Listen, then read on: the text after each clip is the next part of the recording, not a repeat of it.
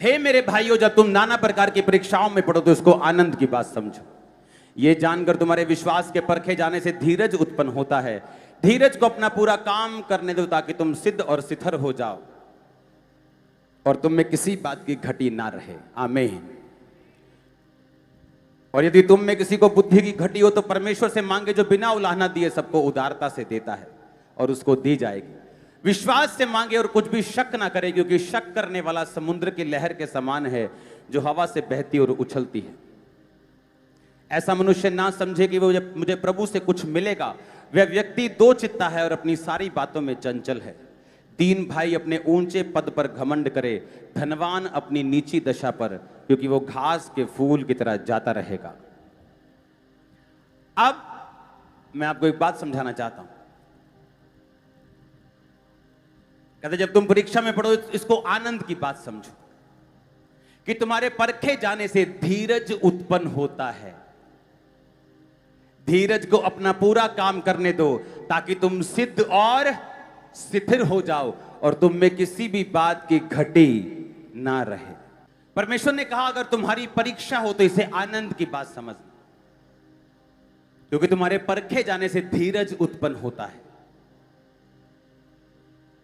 परमेश्वर जानता था कि मैं यूसुफ को प्रधानमंत्री बनाना चाहता हूं, पर एक बच्चे को प्रधानमंत्री कैसा बना दे, एक कच्चे को प्रधानमंत्री कैसा बना दे, जिसको मालूम नहीं कौन सी चीज बतानी और कौन सी नहीं, उसको प्रधानमंत्री कैसे बना दे। क्योंकि जैसे ही उसने दर्शन देखा कि परमेश्वर मुझे दिखा रहा है कि सभी खेत के फूलों ने मुझे नमस्कार किया, यानी मेरे माता और पिता मेरे भाई मुझे दंडवत करेंगे, ये उसको दिल में रखना चाहिए था, पर उसने मुंह पे बता दिया। क्योंकि अभी क्या था, कच्चा था। अब परमेश्वर ने उसको परीक्षा में डाल दिया और वो गड्ढे में गया, पोतीपर के घर में गया, नौकरी की, जेल गया। परमेश्वर ने कहा जब तुम परीक्षा में पढ़ो तो इसे आनंद की बात समझो, क्योंकि तुम्हारे परखे जाने से धीरज उत्पन्न होता है। अब परमेश्वर उसमें धीरज पैदा कर रहा था और परमेश्वर ने कहा जब धीरज को पूरा काम करने दो ताकि तुम सिद्ध और स्थिर हो जाओ और तुम में किसी भी बात की घटी ना रहो। अब जब भाई उसके सामने आए प्रधानमंत्री बनने के बाद भी, वो कितने महीनों तो गेम खेलता रहा उनसे, चलो अंदर जाओ, चलो बाहर जाओ, चलो बाप को लेके आओ, छोटे भाई को लेके आओ।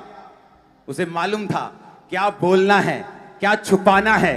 अब वो मैच्योर हो चुका था, किसी बात की कमी उसमें नहीं थी, किसी बात की। परीक्षा में स्थिर रह चुका था। अगर परीक्षा में डलता ही ना तो प्रधानमंत्री बनने के बाद भी वो जबलियां मारता, गलतियां करता, जोकर्स की तरह बिहेव करता। अब वो एक सियाने प्रधानमंत्री की तरह बिहेव कर रहा था। इंडिया ब्लेस्ड है बुद्धिमान व्यक्तियों से पहले ही। आमीन।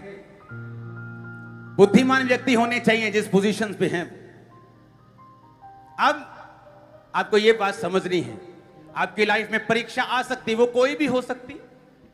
वो आपके घर में हो सकती है, आपकी सेहत पे हो सकती है, आपके पैसों पे हो सकती है, आपके माइंड पे हो सकती है, आपके लाइफ में हो सकती है, कहीं भी हो सकती है। अब उस परीक्षा में आपने क्या करना है, उसको दुखी होने के नहीं, आनंदित होने की बात समझना है।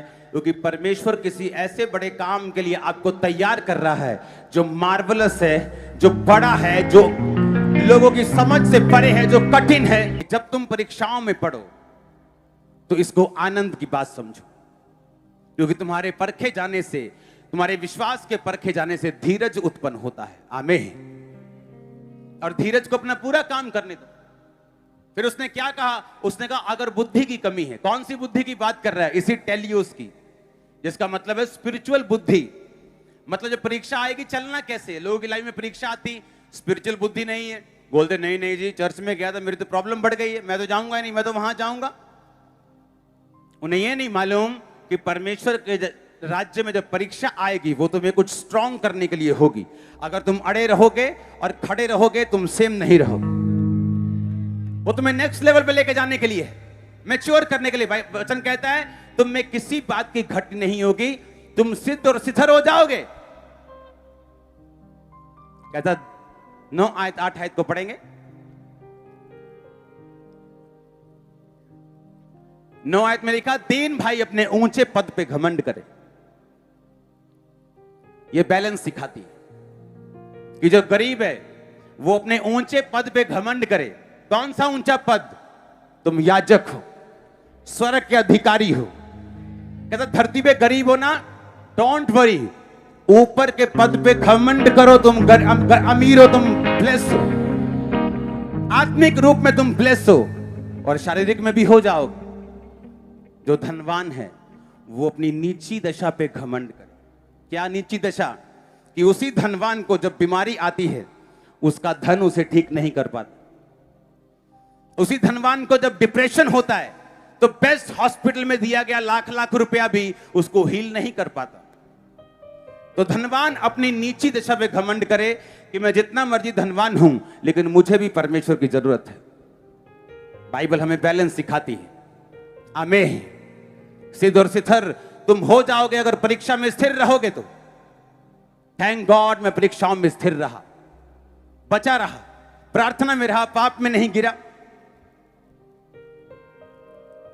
आप ब्लेस हैं spiritually, physically, mentally, socially, family में भी यीशु मसीह के नाम में आप ब्लेस हैं। आमीन। ऊंचा चाहिए मेरे को।